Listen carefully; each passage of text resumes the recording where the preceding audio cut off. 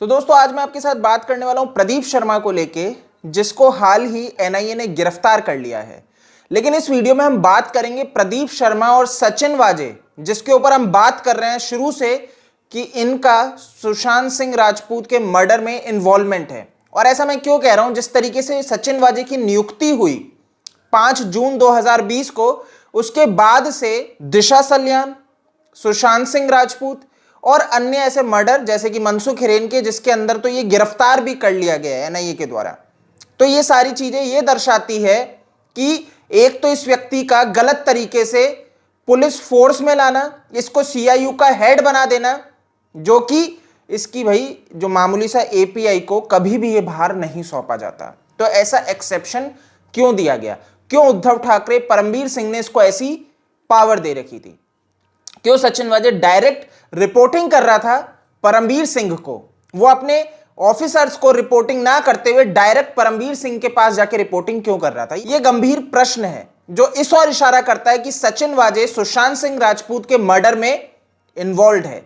क्योंकि आपने देखा मनसुख हिरेन के जिस मर्डर में ये गिरफ्तार हो चुका है, जिसमें भी सारे सीसीटीवी डिस्ट्रॉय हो गए थे, सीसीटीवी फुटेजेस नहीं थे, जिसको इसने मीठी रिवर में समाहित कर दिया था पूरा का पूरा। और उसी तरीके से आप देख रहे हैं सुशांत और दिशा के केस में भी सीसीटीवी डिस्ट्रॉय हैं। तो ये क्या दर्शाता है कि आखिर इन लोगों ने एक साजिश के अंतर्गत सुशांत का मर्डर किया है।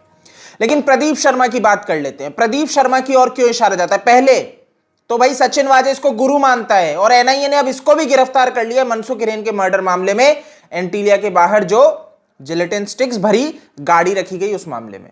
तो प्रदीप शर्मा भी गिरफ्तार हो चुका है।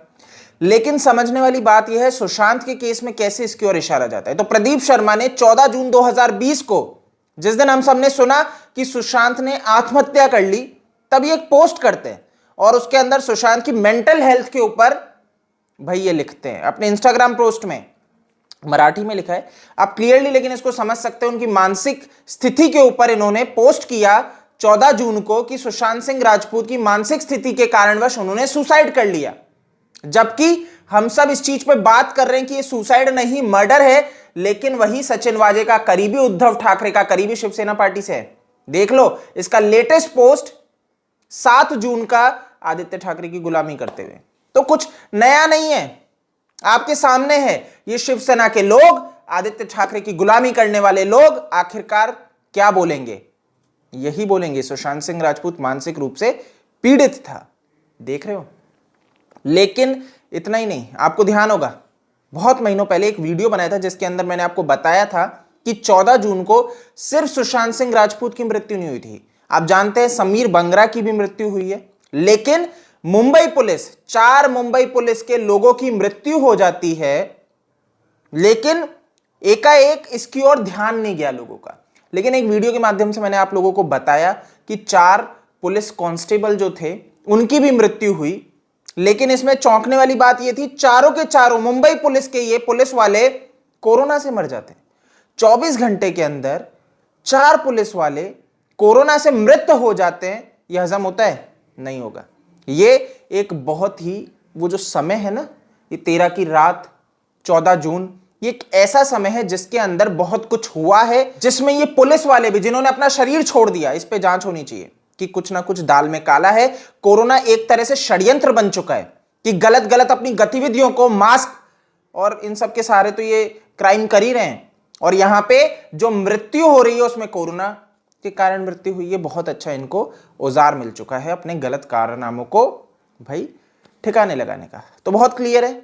ऐसा ही 14 जून को इन्होंने इसके ऊपर भी पोस्ट किया, वही 4 पुलिस वाले। तो ये बहुत गंभीर है दोस्तों, बहुत ज्यादा गंभीर है कि किस तरीके से प्रदीप शर्मा, सचिन वाजे, जिसपे मैं फिर कहूंगा कि हम शुरू से कह रहे हैं कि इन्वॉल्वमेंट है सुशांत सिंह राजपूत के मर्डर में, दिशा सल्यान के मर्डर में। तो आपके समक्ष यही बात मैं प्रस्तुत करना चाह रहा हूं कि सुशांत सिंह राजपूत के लिए जो भी कह रहे हैं ये सुसाइड है, ये सुसाइड नहीं है। सुशांत का मर्डर हुआ है और बहुत क्लियर है ये कि सुशांत का मर्डर हुआ है। यहां पे सीआईयू झूठ बोल रहा है। ठीक है, तो अब आपको ये समझना पड़ेगा और इसके ऊपर बात भी करनी पड़ेगी, क्योंकि सीबीआई शांत है। सीबीआई के ऊपर सुशांत सिंह राजपूत के फैमिली लॉयर ने भी प्रश्न उठाया और उन्होंने कहा सीबीआई अभी तक क्या की है। प्रश्न उठा रहे हैं कि अभी तक ना उन्होंने किसी को कस्टडी में लिया है, हर व्यक्ति ऐशो आराम भरी जिंदगी जी रहा है, आराम से मूव कर रहा है, ऐसा क्यों?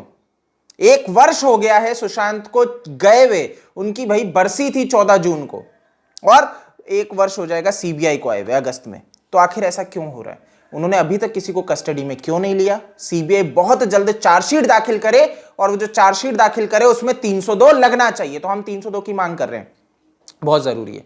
तो सीबीआई समय ले, 1 साल 2 साल 3 साल, लेकिन 302 तो उसे लगाना पड़ेगा, जिससे कि हमें पता लग जाए, क्लैरिटी हो जाए कि सीबीआई जो जांच कर रहा है ये मर्डर एंगल पे कर रहा है, ना कि भाई हम तो हर पहलुओं पे जांच कर रहे हैं, सारे भैया तथ्यों को देखा जा रहा है। यही हर बार जवाब आ रहा है, पहले दिन से आज तक।